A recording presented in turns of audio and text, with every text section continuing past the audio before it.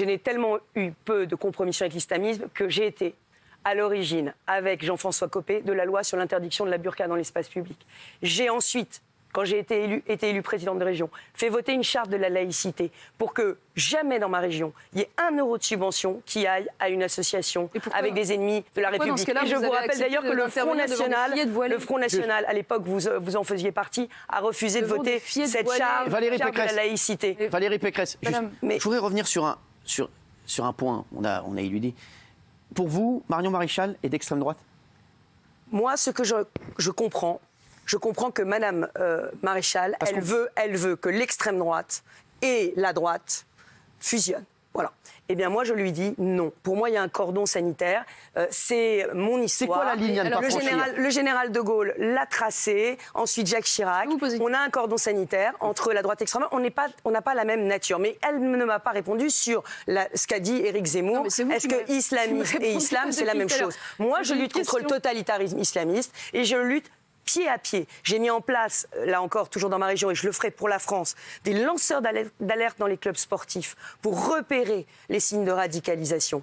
Et je vais présenter une loi constitutionnelle aux Français pour permettre de lutter encore plus contre l'islamisme, donc, et notamment aller consulter des sites djihadistes, par exemple. Ce sera un délit. Les terroristes islamistes qui sortent de prison, ils auront des peines de sûreté, de rétention à leur sortie de prison pour plus être un danger pour autrui.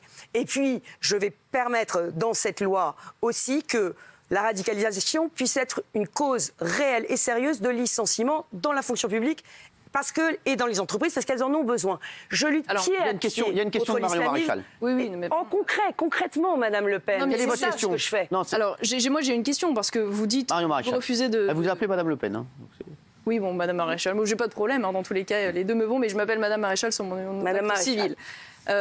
Une chose, parce que vous expliquez, donc je suis pour allier la droite et l'extrême droite, mais j'aimerais savoir du coup qu'est-ce que vous pensez du fait que votre propre bras droit, Éric Ciotti, ou le chef de la délégation LR au Parlement européen, en l'occurrence François-Xavier Bellamy, ou d'autres sénateurs de type Étienne Blanc, ont expliqué que s'il y avait un deuxième tour Emmanuel Macron, Éric Zemmour, ils voteraient pour Éric Zemmour sans hésitation. Donc je ne comprends pas, est-ce que ces gens sont d'extrême droite ? Est-ce qu'ils sont dans la compromission avec l'extrême droite ? Est-ce que vous pourriez me répondre là-dessus ? Moi, je ne veux pas... Vous êtes pour moi... Vous êtes la division de l'extrême droite. Voilà, il y a l'extrême droite, c'est Marine Le Pen, et il y a vous qui avez divisé votre propre famille, qui avez quitté votre tante. Et donc je comprends pas. Éric Zemmour, c'est l'extrême droite, mais Zemmour, il veut la fusion. Il veut que la droite et l'extrême droite, il est complice. Éric Zemmour, il est au milieu de Marine Le Pen et de vous. Il est complice de l'extrême droite parce qu'il va finir par s'allier, il va finir par voter Marine Le Pen. Mais donc Éric Ciotti, il va voter Marine Le Pen. Ciotti a tort alors. Éric Zemmour va voter Marine Le Pen. Éric Ciotti a tort. Moi, j'ai des alliés qui ne pensent pas forcément tous comme moi. Voilà. Mais le sujet ils sont pas d'extrême droite, rassurez-moi. Et pas le sujet. Ils ne sont pas d'extrême droite. Ils sont de droite, ils sont avec moi. Et d'ailleurs, c'est avec moi qu'ils travaillent. Donc, en conclusion, nous ne sommes pas d'extrême droite. On a avancé là-dessus, au moins.